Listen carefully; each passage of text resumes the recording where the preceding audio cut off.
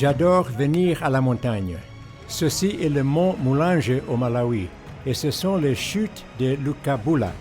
C'est un si beau spectacle du pouvoir créateur de Dieu. Vous êtes-vous jamais demandé pourquoi l'eau vient des points les plus élevés de la terre? C'est un symbole qui déclare que Dieu est la source de toutes les choses qui mènent à la vie. Aujourd'hui, nous sommes venus à cette montagne pour reconnaître Dieu et Dieu seul.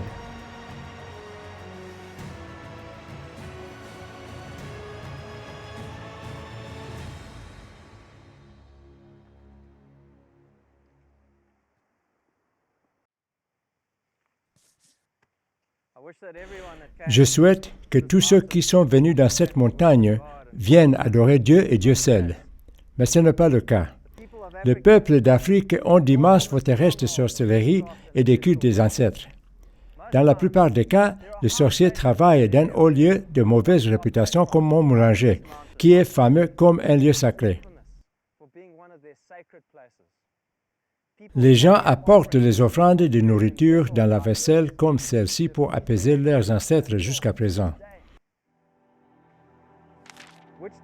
Les sorciers et les magiciens se trouvent en grand nombre dans chaque village et sont consultés pour la plupart des affaires aux étapes critiques de la vie, y compris la naissance, la maladie, l'adolescence, la circoncision, les mariages et les funérailles. Les sorciers sont aussi appelés pour prier pour que la terre donne de bonnes récoltes. Ils exécutent des rituels, sacrifient des poulets, font des aspersions de sang, jettent des os, mettent des potions et des crânes d'animaux au coin du champ. La pratique du culte ancestral, c'est l'adoration des ancêtres morts par des sacrifices, des rituels et des serments de cérémonie. Ce culte n'est pas pratiqué par amour, mais par terreur et peur. La communauté assiste aux funérailles et aux autres rassemblements par peur d'être hantée par les esprits des ancêtres. Souvent, les églises permettent et pardonnent ces pratiques, ou y jettent un œil qui refuse de voir en justifiant qu'elles sont culturelles. Cette ligne de conduite donc explique en bonne partie pourquoi l'Église africaine vit sous la malédiction, sans la vie en abondance promise par Jésus.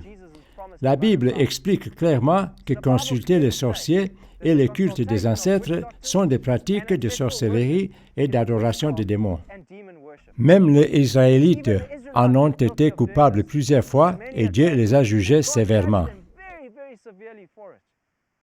Ésaïe 8, versets 19 à 22 dit « Si l'on vous dit, consultez ceux qui évoquent les morts et ceux qui prédisent l'avenir, qui poussent des sifflements et des soupirs. Répondez, un peuple ne consultera-t-il pas son Dieu? S'adressera-t-il aux morts en faveur des vivants, à la loi et au témoignage? Si l'on ne parle pas ainsi, il n'y aura point d'aurore pour le peuple. Il sera errant dans le pays, accablé et affamé. Et quand il y aura faim, il s'irritera, maudira son roi et son Dieu et tournera les yeux en haut. Puis il regardera vers la terre, et voici, il n'y aura que détresse, obscurité et de sombres angoisses. Il sera repoussé dans d'épaisses ténèbres. La malédiction pour ceux qui pratiquent cela est sévère. Malnutrition, faim, vie dans la détresse et l'obscurité, dépression et angoisse. Si nous voyons cela mis en évidence dans une communauté, nous devons comprendre que c'est avant tout parce que Dieu a retiré sa main de bénédiction et que la malédiction qui vient du règne de Satan a été instaurée. Lévitique 19, verset 31 dit « Ne vous tournez point vers ceux qui évoquent les esprits, esprits familiers, fantômes, ancêtres, ni vers les devins, sorciers, magiciens, de peur de vous souiller avec eux. Je suis l'Éternel, votre Dieu. » Deutéronome 18, verset 10 dit « Que personne de ceux-ci ne se trouve parmi vous. »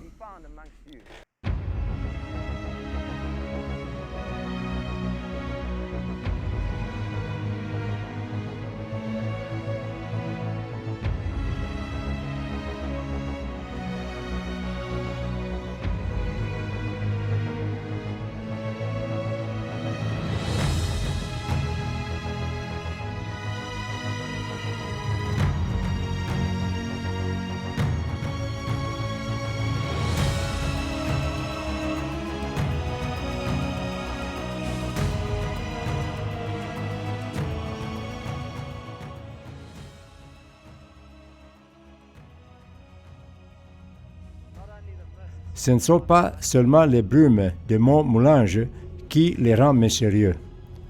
En 2003, Linda Plonk, une jeune Hollandaise, a disparu sur le Mont Moulange au Malawi. Et malgré les moyens déployés pendant des semaines, hélicoptères et chiens de piste inclus, son corps n'a jamais été retrouvé.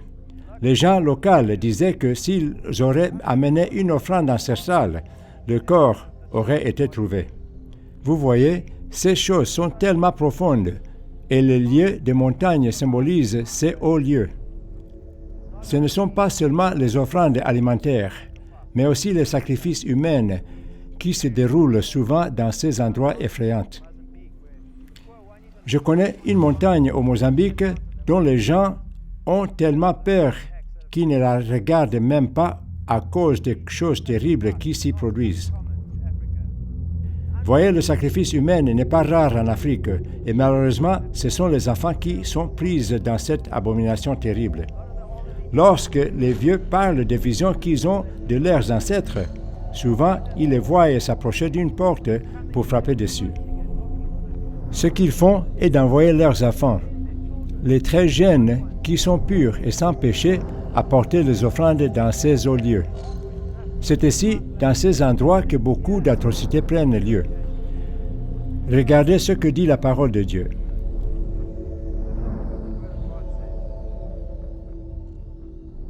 Deutéronome 5, versets 7 à 10 dit « Tu n'auras pas d'autre Dieu que moi. Tu ne te feras pas d'idole représentant quoi que ce soit de ce qui se trouve en haut dans le ciel, en bas sur la terre ou dans les eaux plus bas que la terre.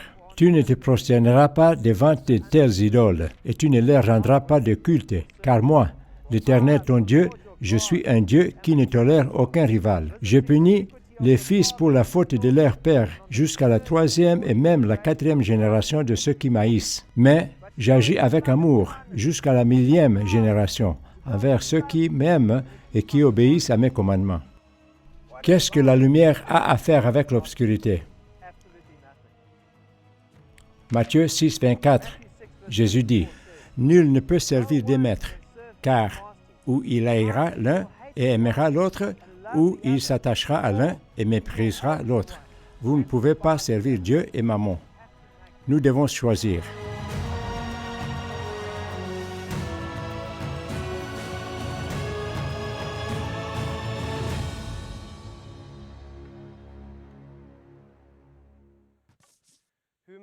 Qui pourra accéder au monde de l'Éternel?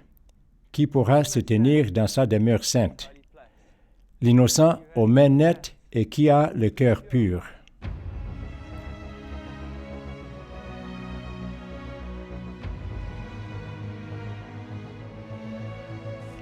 Il n'y a qu'un seul vrai Dieu, et nous venons à lui par son Fils Jésus-Christ, qui est mort sur la croix pour que nous ayons la vie éternelle.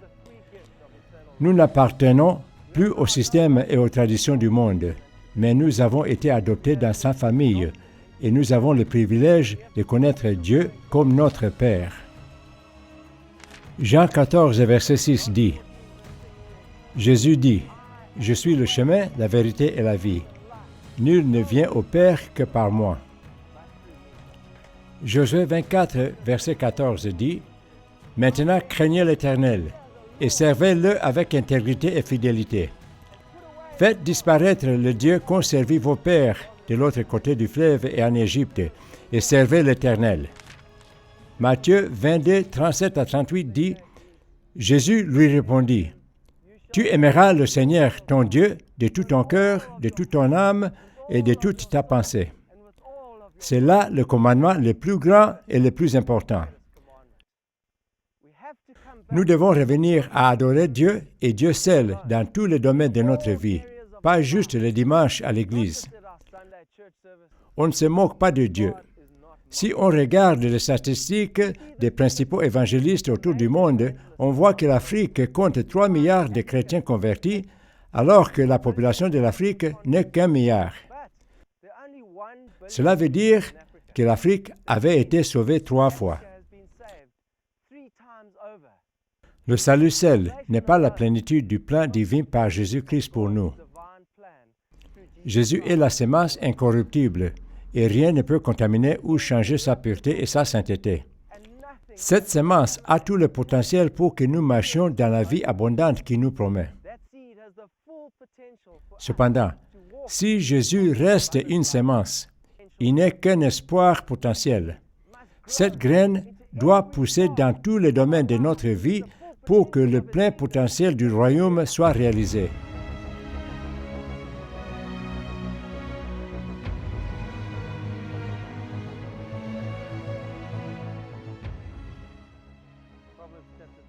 Proverbe 3, versets 5 à 6 dit « Confie-toi en l'Éternel de tout ton cœur, et ne t'appuie pas sur ta sagesse. Reconnais-le dans toutes tes voies, et il aplanira tes sentiers. » Allons-y, complétons ce que nous avons commencé.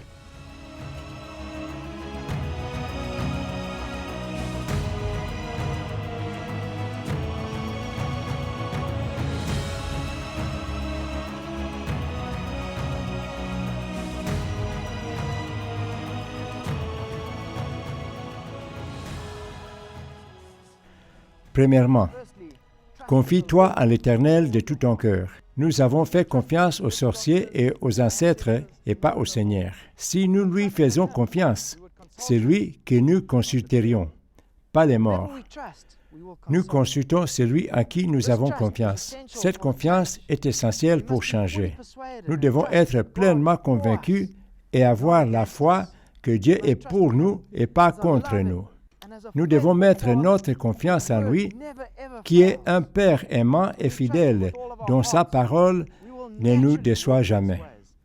Quand nous lui faisons confiance de tout notre cœur, nous marchons naturellement dans ses voies, selon ses lois et ses commandements, et nous héritons ses promesses en tant que membres de sa famille.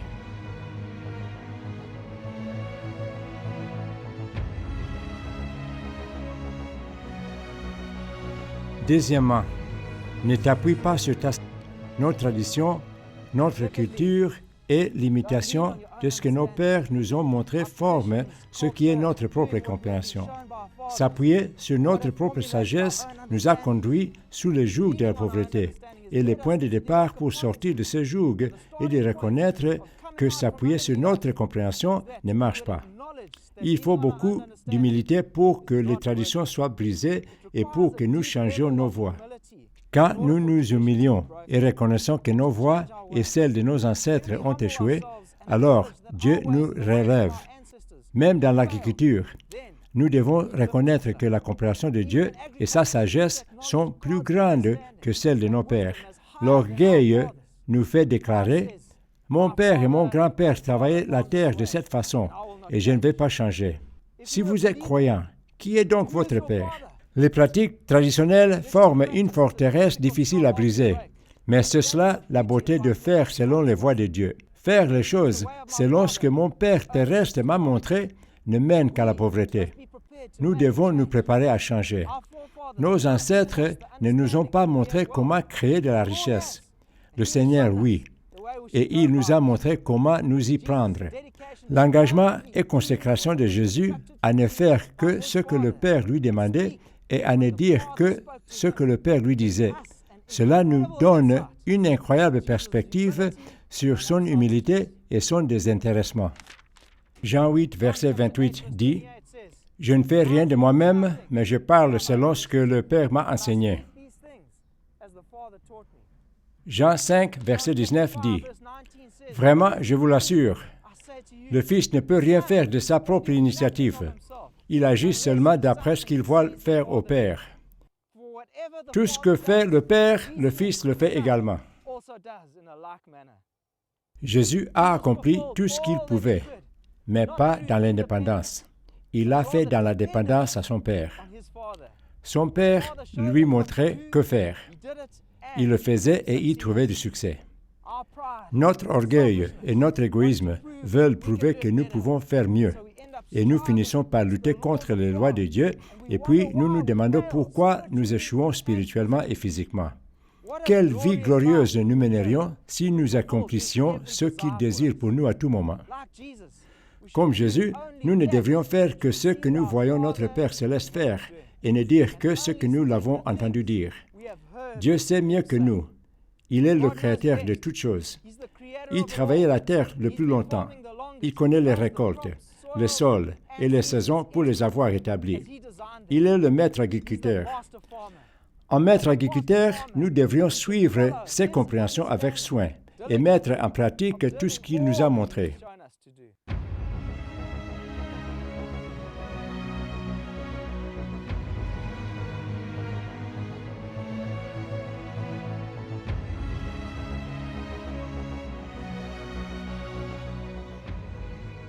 Troisièmement, reconnais-le dans toutes tes voies. Nous devons clairement comprendre la place de notre Père céleste dans notre vie, de même que sa souveraineté et sa seigneurie. Cela encourage notre foi en lui pour que nous soyons entièrement convaincus de changer. Nous devons nous détourner du culte des ancêtres et de la sorcellerie. La malédiction est brisée par le sang de Jésus et par l'accomplissement de son œuvre à la croix, et nous sommes libérés des liens et de la crainte des esprits des ancêtres. Son sang nous a rachetés à grand prix, et nous sommes ses enfants. Nous avons notre place dans la lignée de Jésus quand nous nous tournons vers lui, et avec Dieu comme Père, nous sommes maintenant son peuple. Si nous sommes devenus son peuple, pouvons-nous toucher au culte des ancêtres et aux pratiques traditionnelles? Pas du tout. Nous sommes soit pour lui, soit contre lui, soit de sa famille, soit pas. Dans toutes tes voies inclut chaque domaine, travail, action, pensée. Cela signifie que nous le reconnaissons dans la naissance, les transitions de l'âge adulte, le mariage, les funérailles, la guérison, le travail qui précède les semailles, la pluie, la récolte, tout. Jésus a dit que le royaume de Dieu est comme le levain dans la pâte, qui se répand partout. Cela comprend dans l'agriculture. Nous devrions faire ce que notre Père céleste nous a montré. Il sait mieux comment travailler et surveiller attentivement le jardin. Nous devons suivre ce que nous le voyons faire dans sa création d'aussi près que nous le pouvons, pour reproduire ses lois dans un environnement agricole où les exigences et les pressions sont élevées. Est-ce que quiconque a vu Dieu labourer le sol qu'il a créé? Ou est-ce que quiconque a vu Dieu détruire l'épaisse couche de paillis qui couvre la surface du sol, que nous appelons la couverture de Dieu, en la brûlant, la levant ou l'incorporant mécaniquement? Non.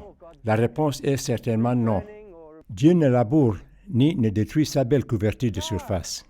Alors, pourquoi voudrions-nous nous appuyer sur notre propre intelligence et ne pas faire confiance dans le modèle d'agriculture qu'il nous a montré?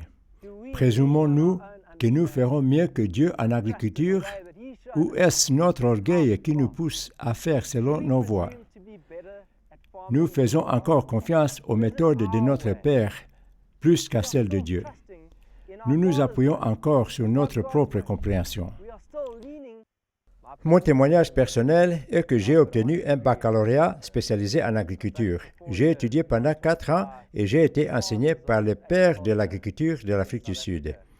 Ils nous ont appris sur le labour profond et l'inversion du sol et la valeur de ces choses. Quand j'ai rencontré Brian O'Drive, j'ai dû oublier tout ce qu'on m'avait enseigné. Vous voyez, ces hommes-là se penchent sur leur propre compréhension. J'ai dû arriver à la place où j'ai pu entendre de Brian et vraiment méditer sur le cœur avec lequel l'agriculture selon le principe de Dieu arrive, et cela est que nous honorerons Dieu dans tous les domaines de notre vie.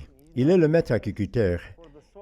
Il est le maître de la création. Il sait ce qu'il y a de mieux pour le sol, il sait ce qu'il y a de mieux pour les cultures. Et donc, en comprenant pleinement que Dieu est le maître agriculteur, cela me permet d'établir la vérité et d'être pleinement persuadé que l'agriculture selon le principe de Dieu est la bonne chose à faire. Ce cairn est un marqueur pour montrer aux alpinistes la voie à suivre. Je vous encourage que vous alliez à la parole de Dieu pour vraiment découvrir sa voie, alors que vous montez sur la colline du Seigneur.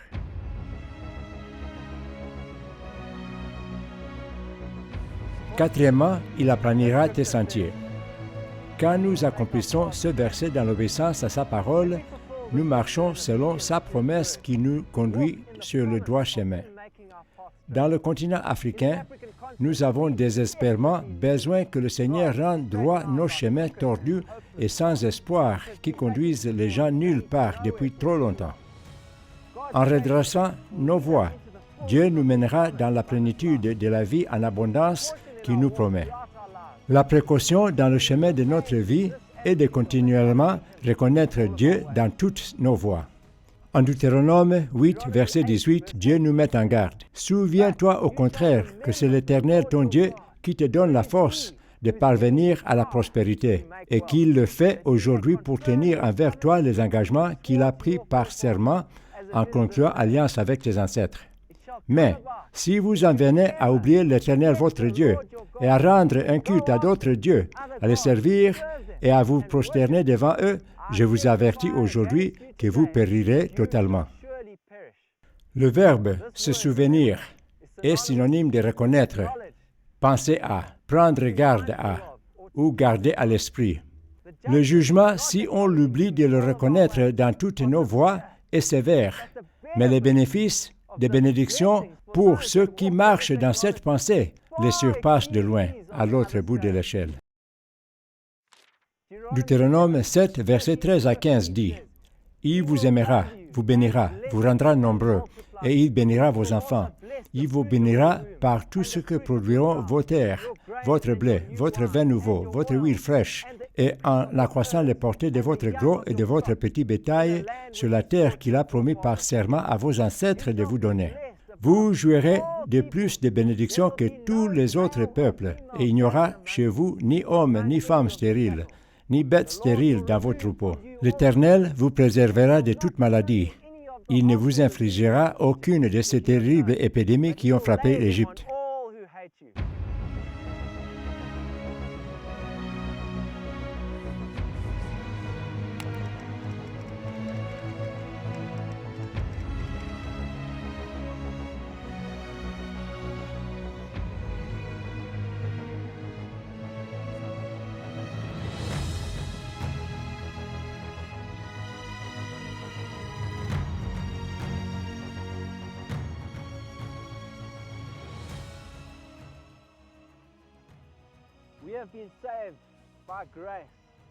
Nous sommes sauvés par la grâce au travers de Jésus-Christ. Et nous sommes maintenant sous la nouvelle alliance et pas la loi. Jésus n'est pas venu abolir la loi, mais l'accomplir en sacrifice parfait de son Père. Il nous a montré comment marcher. Il nous a montré et il a monté les plus grandes montagnes à notre place. Il a gardé ses lois immuables et a brisé la malédiction sur nos vies et sur la terre, de sorte que sa faveur et sa bénédiction, qui ne se méritent pas, puissent être déversées sur nous. Si nous croyons que c'est maintenant le temps de l'Afrique, nous avons alors à détruire les forteresses du culte des ancêtres et à mettre de côté les traditions de sorcellerie qui nous ont tenus captifs. Nous pourrons alors monter sur la montagne du Seigneur avec des mains propres et un cœur pur pour n'adorer que lui, en esprit et en vérité.